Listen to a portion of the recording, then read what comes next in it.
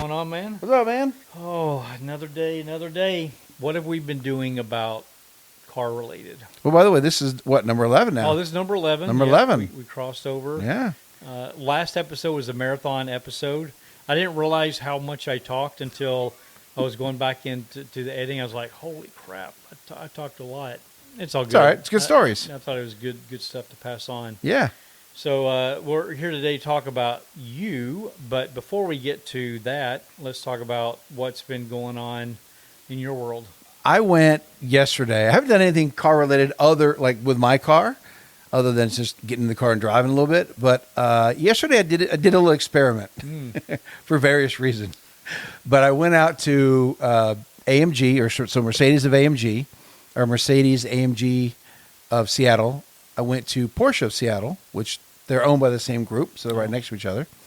And then I went to Cadillac of Bellevue, GM of Bellevue, and BMW. Were you filling hoods? No. Okay, I'm just checking. No. But I went out there because I was doing a little research because job thing, and I just want to kind of see what's going on in the automotive industry. So I'm talking to the guy. I went out there with my suit, and I get out there, glasses on, just looking good. I know. You remember the movie Gone in 60 Seconds? When Nicolas Cage walks into the Ferrari dealership with a suit on? That's what I looked like. Pictures or it didn't happen. No, I know. I could probably get a picture from the the camera outside the house. Okay. Yeah, so it happened. So I'm talking to the guy, the GM and sales guy, Nick, about... you want to say which dealership this was? Or? That was at AMG. Okay. Or Mercedes. We were talking just about the industry itself, and they were just telling me, struggling with keeping some people. It's difficult in the industry right now with interest rates being so high. And Mercedes, much like BMW, but I think I've heard this before, and the guy said Mercedes is like the most leased vehicle on the planet. Did they say why? Because they're expensive cars, and people want to get into an expensive car for a low price. I mean, the first two Mercedes I ever bought, I leased them. Same thing. Do they give favorable leases that allows you to get into that level of vehicle at a point that you normally wouldn't be able to buy into? Normally, yes. So like the first two Mercedes I bought, yes, very much so. I bought a C250, then I bought a C300. When I went back years later, 2018, to buy a C63S, so twin turbo V8, It was that or the ATS-V. And I leased them both. The ATS-V was $7,000 more than the C63S, which had... Oh my gosh! Which had the hand-built motor and whatnot, and they never let you test drive those, but they wanted to keep me as a continued buyer, so they let me test drive it. Yeah, and which was really cool because I'll get on the interstate, I'm drifting this thing on a little bit, back end comes out, and I kind of look back when the car gets straight to the sales guy. I'm like, I told you this is going to happen. And ultimately, the lease price on the C63S that was $7,000 less than the ATS-V was $500 per month more. Oh my gosh! Okay, that's not favorable. It's not favorable at all. And I asked them, why is that? And they said, well, Cadillac, they artificially inflate their residual value. I'm like, I don't care. That's not my problem. That's right. I said, what that tells me is that your residual value in this car is crap. Mm-hmm. And I didn't buy it. I was really annoyed by it, So, but the other two ones I bought, the more entry level C cars, right, they were fine. For 3, 4, 5, I think one time I put $7,000 down, and it was favorable per month. It was great, no problem. Walked in, dropped off the keys. I didn't have any equity in it, but no problem. Yeah. So, anyways, but he said that they're struggling right now.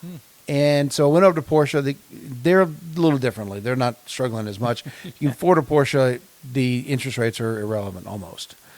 But, they weren't hiring. But, it's always good to see the cars that are in there. Some beautiful. One day. 3RS, 4RS. 3RSs, yes. One day, man. And some turbos. They had 997 turbo sitting there. Man, an older one. But, man, that thing's just... When you close the door on a 997... It has this metal clunk sound to it. It's very satisfying. You're like, I want to open the door and do it again and then close it again. But then here's the funny part. So there's two funny parts of the story. I went to the Chevrolet dealership. I'm not looking at Chevrolet, but whatever. I went and just looked around. But I'm talking to the Cadillac guy. The sales guy comes out at Cadillac of Bellevue. And his name is Joshua. and he really nice guy. But as we're talking, I said, I'm just kicking the tires, just looking. He starts talking to me openly about how, yeah, I'm looking to leave here. I said, well, okay, why is that? He goes, he wasn't negative about Cadillac of Bellevue at all. Oh, okay. No negativity about them. He's like, I love working here. The people are great. The leadership's great. So, which I've heard before. So that's great. But he said, the auto industry right now, he said people aren't buying cars, interest rates so high. He goes, it's people just don't want to spend the money right now, and it's not feast or famine, it's just famine. And he said, you're a tech executive. How do I get into tech? I'm thinking to myself, I'm trying to get back into it too. I'm trying to get a job, man. So, but it was really interesting. He's asking me for advice on how to leave the company when I'm trying to get advice on what's going on in the automotive industry, and do I want to try to step into it? Yeah. The answer, by the way, is no. Not at least at the dealer level. So, okay, that was good. Good conversation. Then I leave and I'm going to go to the Audi dealership. And I drive by and there's the BMW dealership. So I pull in, and as I'm walking up, this lady walks up and she has her name and then manager tag, Okay. pen on. And she kind of looks at me. She goes, "Can I help you?" In a really snotty way. Now I just pulled up in an $80,000 car. I mean, it's not an inexpensive car. Nope, it's a it's beautiful not. car. She just looks at me like, "Can I help you?" And I said, "No, I'm just going to look around for a second." She went, "So I should just leave you alone and let you do your own thing, right?" And I said, "You know what? Yeah, you probably should just leave me Oh alone." my gosh. Because it just annoyed me. I got really annoyed by it instantly. I said, "Yeah, you probably should just leave me alone." And I walked away. Oh my gosh. If that's how you treat people, I don't care if I walked in there with cash, ready to buy the car of my dreams. Yep. I would have walked out and went someplace left. else. Yep. Never would I buy from a company that employs somebody that has that kind of attitude. Yeah, that's crazy. To be fair, though, they had an M3 Competition, $109,000. Yeah, sweet. Man, it was beautiful, though.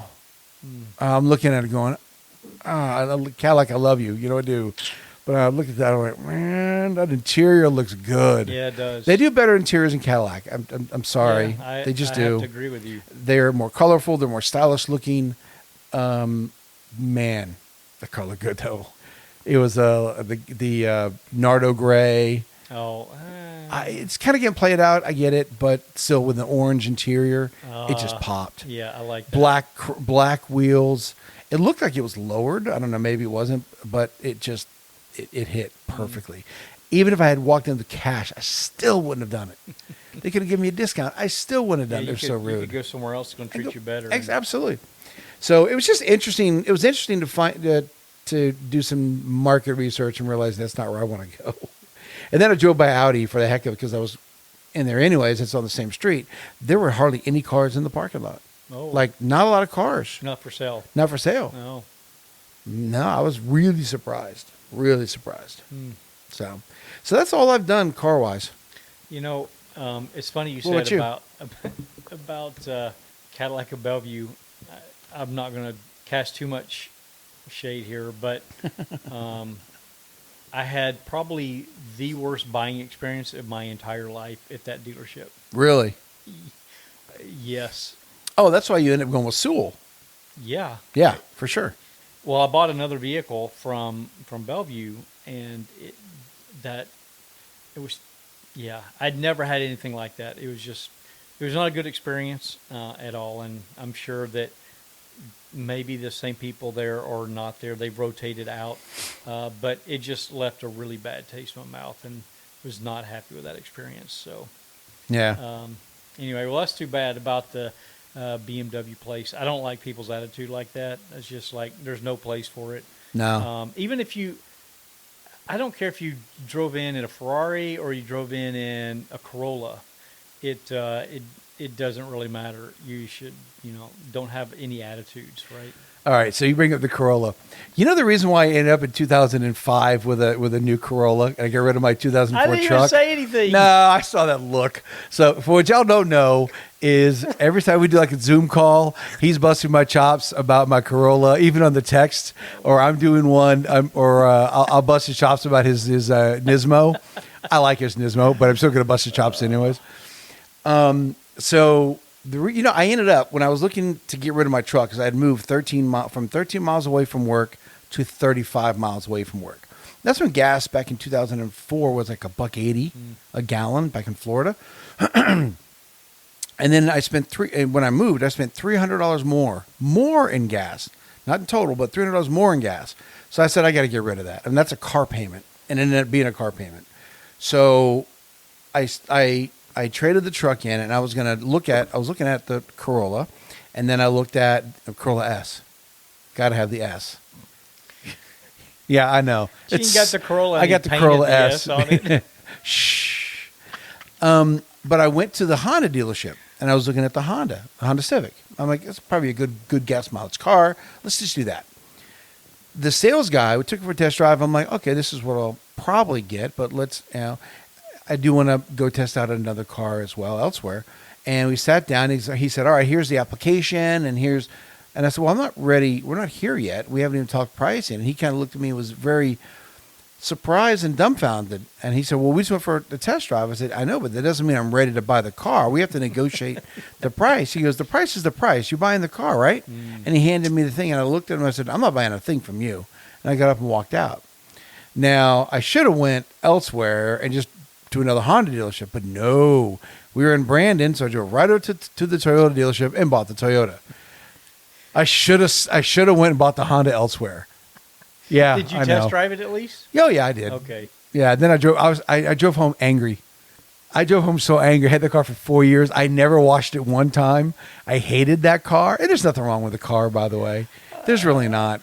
I just hated it. And Liz was like, oh my God, I love it. You know how Liz is. I love this car. This is a great car. And why are you so angry? No, I'm not angry. Leave me alone. I was angry, but she always thought I was angry at her. I wasn't angry at her. I was angry. I let her convince me to buy that car. So I was angry at me, never at her.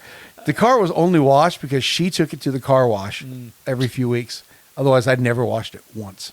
Well, I have to say that it is definitely, from a practical standpoint, much more fuel efficient vehicle. For sure. But what Gene's not telling you guys is that I hate him. he still has a secret desire for the Corolla. I mean, the Corolla GR right now, yeah. Okay, the GR, but I'm talking about just the regular Corolla. Well, I even like the new Corolla, little hatchback looking deal. Yeah. I test drove. I had one as a rental in Florida last year. I loved it. I got to be honest, I loved it. It actually handled pretty good, and it didn't look as bad as the other one. Am I? No, you're not.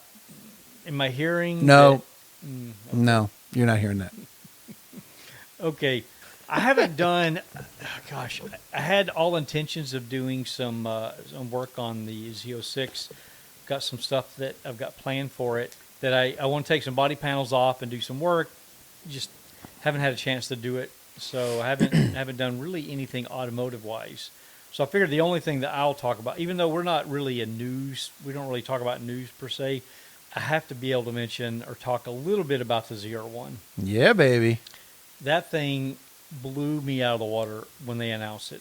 I think I anticipated, you hear all the stories, you read all the rumors and all that stuff. It's been hyped up for a long time. And I was thinking it's probably going to come out in the 850 horsepower range. I mean, I kind of thought that too. 850 to 950, something like that.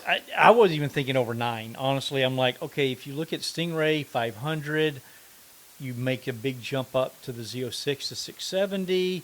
If you look at the C7 ZR1, I think it was 755. Yep. So I'm like, okay, they're going to jump above that. Okay, we did 170 from the Stingray. 840, 850. Yeah, that sounds good to me. Never, I could not believe 1,000 horsepower. That's insanity. Oh my God. 830 pounds of torque. That really blew me away. A couple things I want to talk about it. One is that I was really intrigued about the engine. So the sound, I've heard it on video, video kind of distorts. You don't really get a true sense. So I'm not sure how it's going to be. I want to hear it in person, obviously. I got to be able to hear it in person. But the turbos will muffle that a little bit. And so that's one thing that, I love the sound of that flat plane just screaming. So if it can still really scream, even with it being muffled, then Someone's going to come up with an exhaust to let it yeah, unmuffle maybe. rather. But I don't know. It's the turbos are the ones that's kind of muffling that because you're cycling that exhaust gas. So I don't know. I guess I'll have to wait and see how it is. But the cool thing about this engine is that when you look at other engines in that category, there's not a lot of engines in that 1,000 horsepower except exotics. Mm-hmm. Bugatti makes it. Aston McLaren Martin. 750. What's that? McLaren 750S. That 720. that doesn't make. Oh no, they're not flat plane crank, but they're twin turbo. But they're not 1,000 horsepower. No, they're not. 1,000 horsepower. I'm Yeah, thinking you're right. 1,000 You're horsepower. 1,000 Like horsepower. Yeah. Bugatti, the SF90, which is like Yeah. like right at the 1,000 mark. Yep. I think the Aston Martin. What's that crazy one? Valkyrie. Valkyrie. Those are like, Yeah. I mean, those are crazy expensive cars. For Chevy to come out with 1,000 horsepower car that's in a production vehicle That they're not going to cap. By the way, they're going to that- build as many as as people want to buy. I mean, That's insane. I get it, but I don't get it. Like, okay, if you can sell as many as you can. Why wouldn't you? From a business standpoint, hopefully they will put some constraints on it so that they don't just build thousands and thousands and thousands of those. So I thought about that. I think the cost of it is going to be 200,000 or more. I agree. I think the cost is what's going to be the constraint. Yeah. Most people can't afford a 200. You can afford a C8 at $60,000. Yeah. Or a Z06 used at maybe 100 and 110. Yeah. But then you're going to almost double I know. the price for one plus ADR or whatever, or ADM rather. ADM. Yeah. So I think it's going to have the scarcity effect just based on the fact that car is going to be a $200,000 car or greater. That competes with cars that are 2, 3, 10 times Yes. that cost. Yes. So, when it came out, I mean, it was cool. I mean, it still looks like a C8. I still don't like aspects of the design of the C8, specifically the rear end. I can't stand that rear end. It's just too wide and angular, and I just don't like it. My next goal was really to move toward the McLaren 720. I know. We talked about it. That's my next. But the more I think about, they're going to. Who knows what's going to happen in the future, right? They're probably going to. Probably the next model will be this version, The Zora. or whatever they call it, right? Will be this ZR1 with the electric assist that In the the front. E-Ray has. Right, exactly right. That one, 13 to 1,400 horsepower. 13, 14. Easy. But what I'm most interested, I don't really care about the horse. Even at a track, you can't use that horsepower. No. I mean, how many tracks It's have a long unusable. enough straightaway that you could ever use that? But the all-wheel drive, that's what's man. 'cause Yeah. If you think about a 1,000 horsepower car, your limiting factor is still going to be Grip. your traction. Mm-hmm. How are you going to put that power down? But if you can spread that to 4 wheels, oh man, coming out of the turns, The traction control on that's going to be insane. The torque vectoring on that has got to be ridiculous. I mean, that's going to be a beast. I said I didn't want to do that, but the more that I've read about the vehicle, I think that I'm now back on the train. Oh, really? I think I'm back on the Oh train. boy! So, Did you try to drop in and put your name out on a list somewhere? I've been, at the place I bought my last 2 Corvettes. My name is on a list there, Already? Okay. but they haven't determined what method they're going to select the people for the standard C8, the Stingray, and the Z06. It was first come first serve. Right, you put your deposit down, you get a number assigned to you, and that's how they tracked it. The E-Ray, they did it different, where they took stuff by mail and in person, but the mail always comes later than the door opens. So all the people on premise, Yep. they filled a whole bunch of slots early, and people were camped out there like a day or so early to get in. So I told David, who he's now on the list too. Oh, really? Yeah, he talked Go, to me. David. He talked to me last week, and he's like, "Hey, do you have the contact info?" And so Is he going to get rid of the F8 to do it? So I asked him, Or the Porsche? "Hey, is this a replacement or addition?" Addition. Ooh. I'm like, man, yeah. that's a good garage. That's a great garage. That is Get the F8, the Porsche Turbo S. Is it a F8 or a 4? No, he has an F8 Tributo. F8, Yeah. F8 Tributo. Yeah. And then a ZR1. That's a garage to have. That's a nice garage. That's a nice beast. That's a good garage. So we're on that list, and I told John that if they decide that they are going to do some sort of in-person type event, I'm going to be that teenager like Black Friday where you go out and camp out. Really? I would fly up there and I would camp out. I would take off work for a couple days and I will camp out at the dealership to get my name early on. But wow. Here's the caveat. I don't want a 2025. You want the 6? Because they can get the new interior. You want the new interior. I want the new interior. For sure. I want that PDR 2.0. Yes. I want the different screen. Although I could do without all the screens completely. Like I like the analog experience, but I don't like how it's broken up. So if they're going to come out with a new one like they are with the CT5 Blackwing and the PDR 2.0, I want that instead. So if I could have my druthers get my name early on the list, do a Passover as they come through, then they get some kinks worked out in 2025. 2026 comes around, then I would get the metallic orange because they've gone back to metallic. Yeah. The current orange is it's a flat pastel color, non-metallic. So get that metallic color, get that habanero orange black interior. Yes. And then the new screen and PDR. So that would, I think I'm back on that track now because I was off it. I'm like, I don't really care. I don't want it, but I think I'm back on that train now. That's awesome. We'll see how that goes. I'm looking forward to it. It is scary. It is scary though. That car is it's not unobtainium. I mean, like a Veyron is, or something like a Koenigsegg is, or something like that. You got to be breathing rarefied air.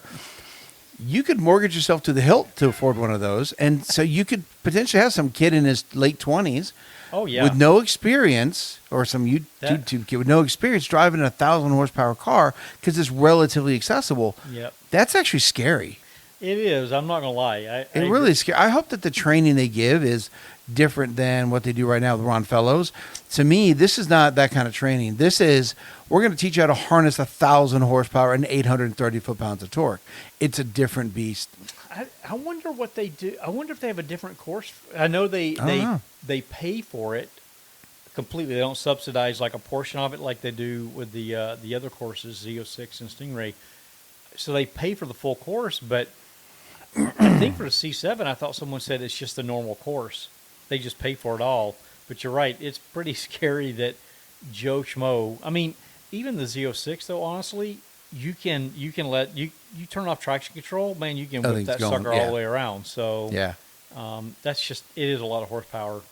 I watched Jeremy Clarkson yesterday running a C7 ZR1 around Spring Mountain. By the way, that's where it was. Yeah, Spring Mountain.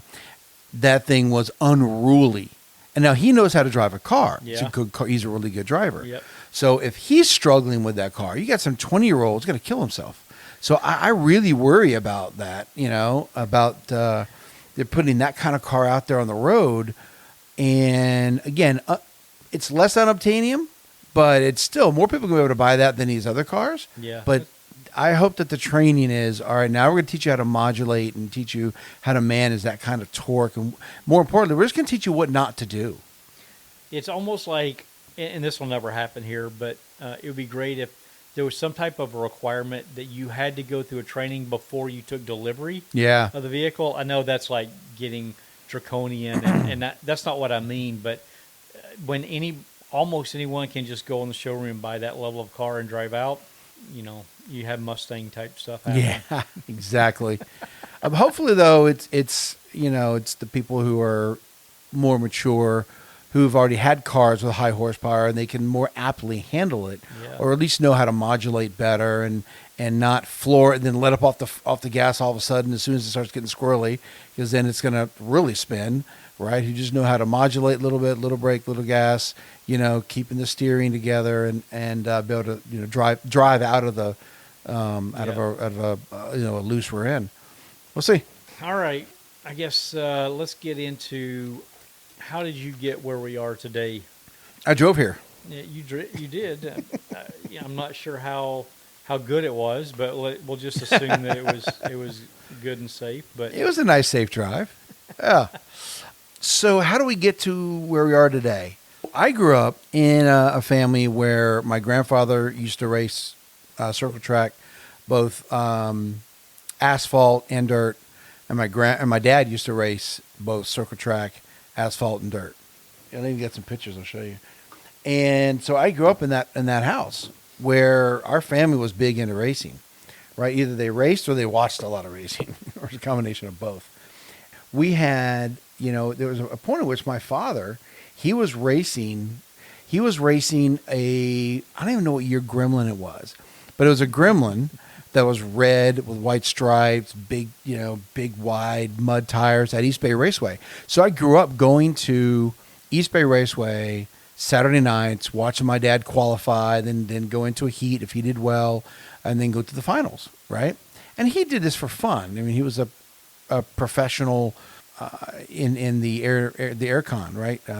The Hawks air conditioning. They did refrigeration, walk-in coolers, freezers, as well as standard air conditioning. So he was an expert in all that. And the driving was just what they did for fun. So they built the car at one of the garages on their property. So I'd go in Did there. they sponsor the car too, or? Well, yeah, Okay. yeah, Hawks refrigeration on it. Yeah, It was on it? Okay. Mhm. So, I grew up going in there watching them build the car. I'd sit there and watch them take this V6, or I'm sorry, this inline six, this AMC inline six, and they would put Chrysler rocker arms on it, and because they changed, all these little things they're trying to do to whatever rules and regs they had to abide by, they did. But then setting the car up with, they went from a single brake system that was hard. He had to change the bias while driving, which is not a good thing to do while driving, to a better system where they had dual master cylinders, and it was set up with the bias built in, so they can have it hit the front left brake and the right rear brake and rotate the car. Because it was dirt, so depending on how grippy it was, they could change that bias. So they really did put some technology and some money into it. But it was just a lot of fun. And growing up with, every Sunday morning before or after church, my brother and I were outside hosing off the car. And we, deep dish wheels. We'd grab the clay and we'd throw clay at each other, and it would hit the windows. And my mom and dad would come out mad at us because, we're throwing clay on the windows, but whatever, we're kids. So great memories for my brother and I. And so, I also had a neighbor. His name was Jimmy Carter, and his daughter's name was Linda Carter. Actually, I just talked to her today. I haven't talked to her in many, many years, but she was calling to check up on my mother. He was a mechanic. He was he was Air Force and then Army. I thought he was a peanut farmer. Different Jimmy Carter. Oh, okay. Different Linda Carter. She also didn't have an invisible plane and a truth lasso. He was a mechanic. I used to go and help him stuff. He would teach me stuff. He would teach me about points. Oh, yeah, we changed brakes in his cars together. Because because Linda's my oldest friend. I've known her since I was 3 years old. She's like my sister. And so I grew up helping them and learning stuff about cars from him. It just manifested itself, just different situations in my life that let me get into and be comfortable around cars. When I graduated high school, in high school, I wrecked my Volvo. I had a Volvo station wagon. And my girlfriend at the time, her parents gave me her grandfather's 1972 Chevy Stepside with straight sticks, 3-speed on the tree.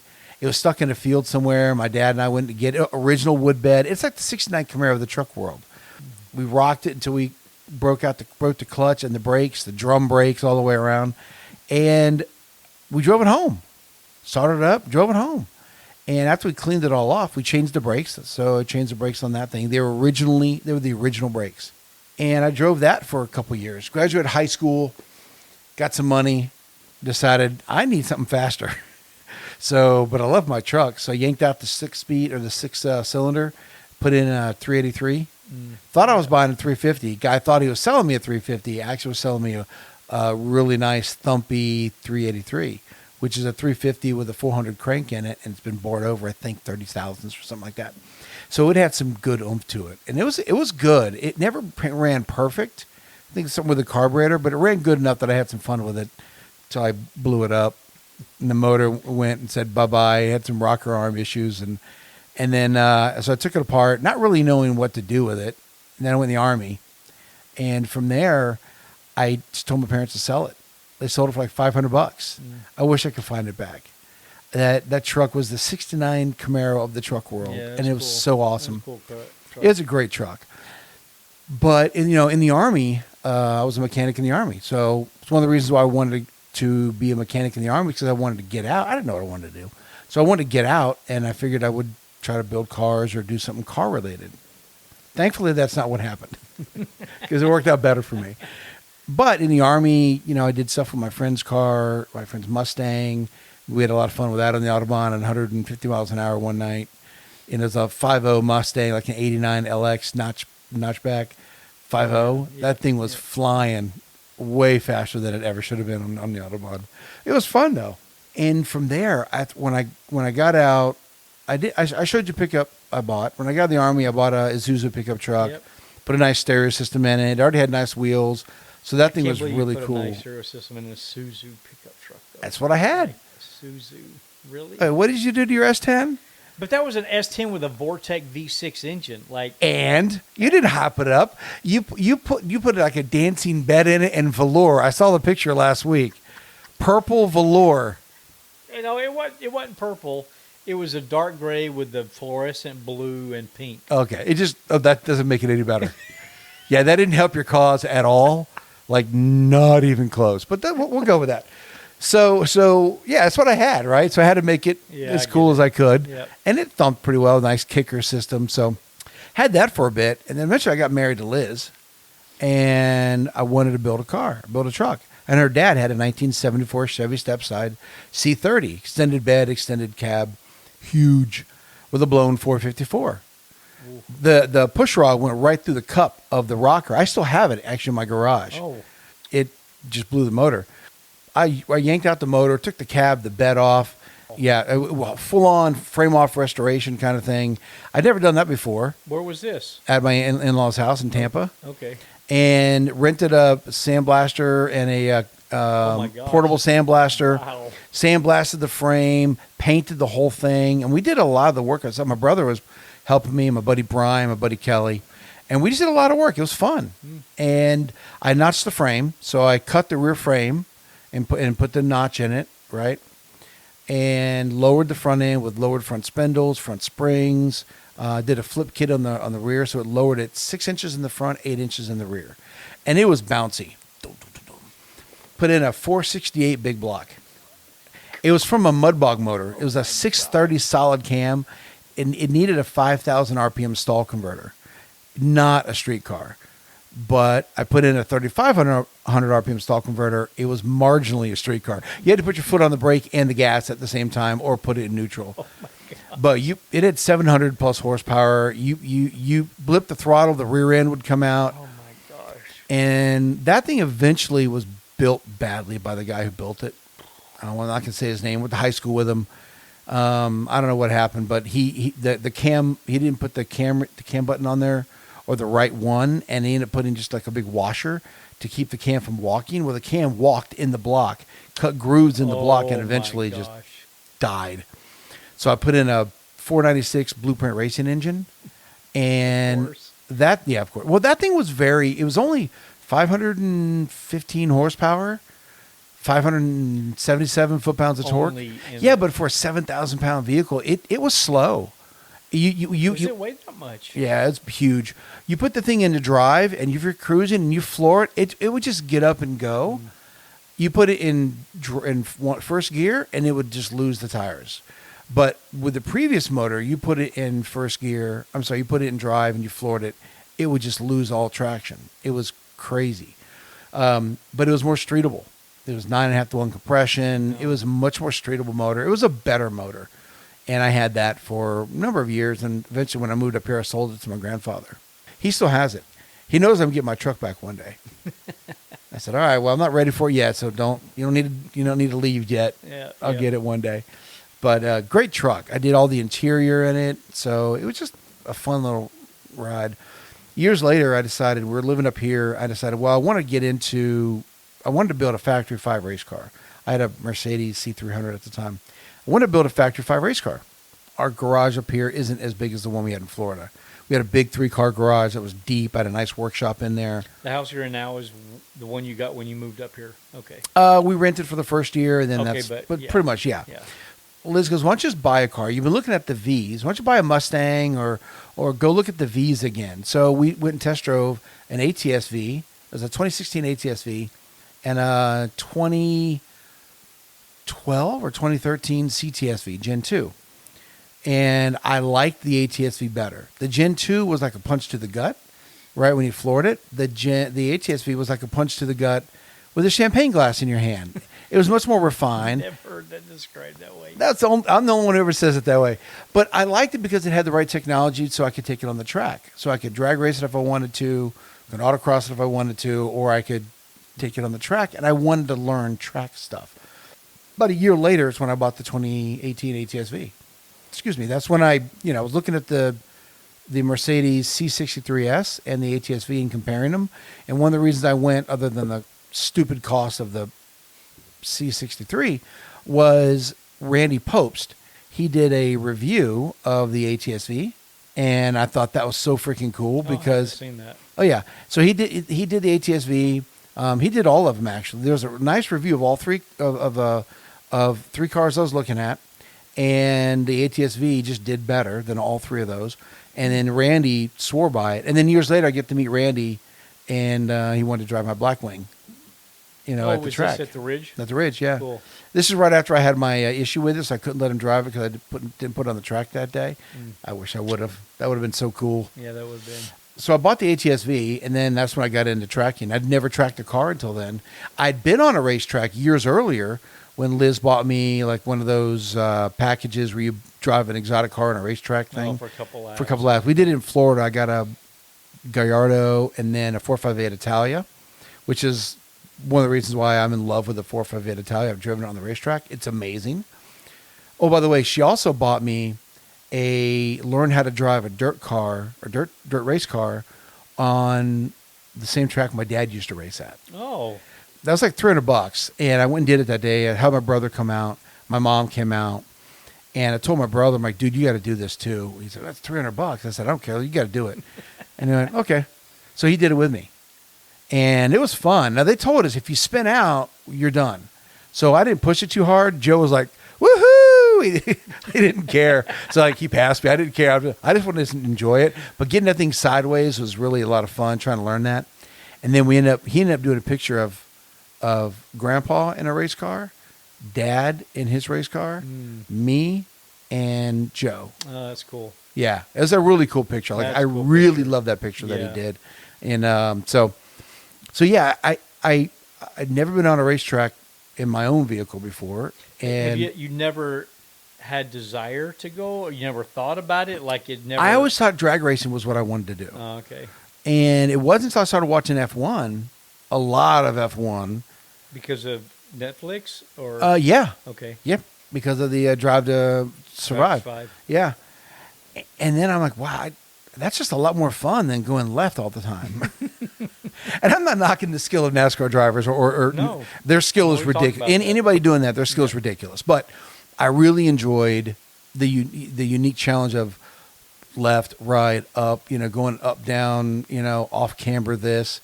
All of that was just new to me, and I enjoyed that challenge. So, and then once I went to Spring Mountain, hooked. After Did you that, go to hooked. Spring Mountain because of the ATS-V? Yes. Uh-huh. Yep. And that was my first time ever on a track. And after that, I was hooked. I bet. I was hooked. And ever since then, it's been everything car related, man. Everything. I mean, I used to go to car shows before in Florida all the time, but not like I do here. I didn't have anything that I wanted to show. So you got started late too, kind Yeah, of kind like of. I did. Very much so. If I did the math back, tracking a car, I got started in 2018. Yeah. So what is that? 6 years ago. Mm-hmm. So it hasn't been that long. I've enjoyed drag racing. That's been a lot of fun. But this was Yeah, and now I just absolutely love it. And Well, so you had the that's what I want to do for a ATSV very long time. For how long? I had the ATSV for 3 years. I was going to keep it again because I leased my cars. I was going to keep it, and our buddy from Cadillac, he said, "No, you're going to buy the Blackwing." And I said, "Well, tell me why." And he's like, "Well, I'm not telling you anything. I'm just going to tell you you're going to buy the Blackwing when he comes out." I'm like, "Man, why don't you tell me anything?" He's like, "Because I want to keep my job." I'm like, that's a fair point. He's like, Fort Knox. It's annoying. But he's like, "No, you're going to buy the car when it comes out. I promise you. If you love tracking the ATSV, you'll love tracking the Blackwing when it comes out." Yeah, he was right.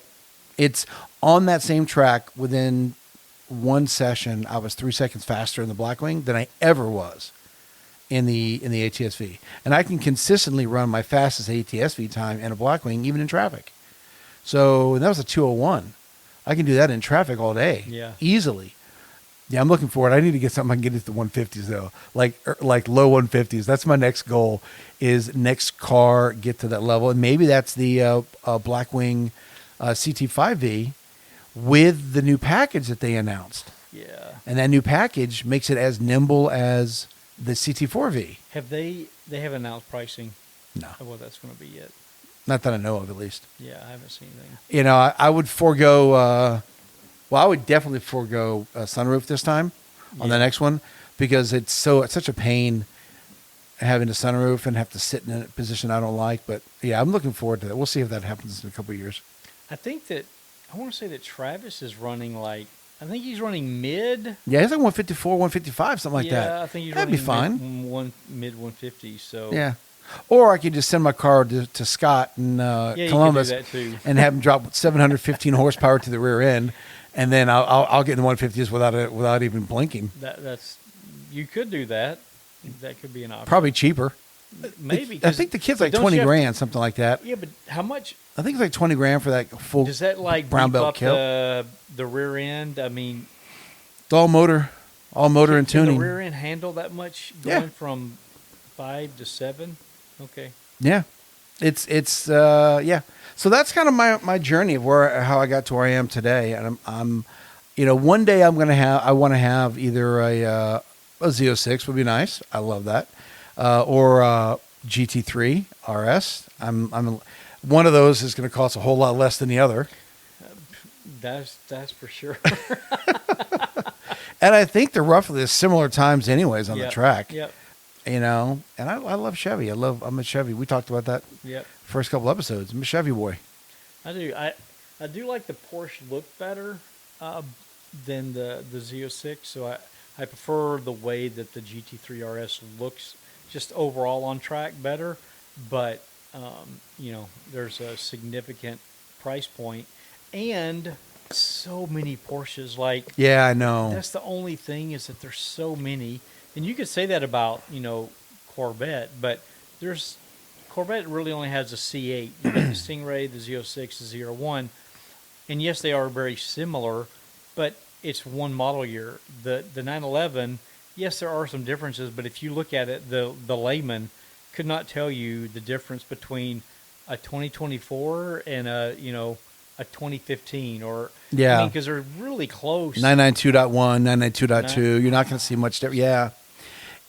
The other thing too is when you go to the track, you see Porsches all the time.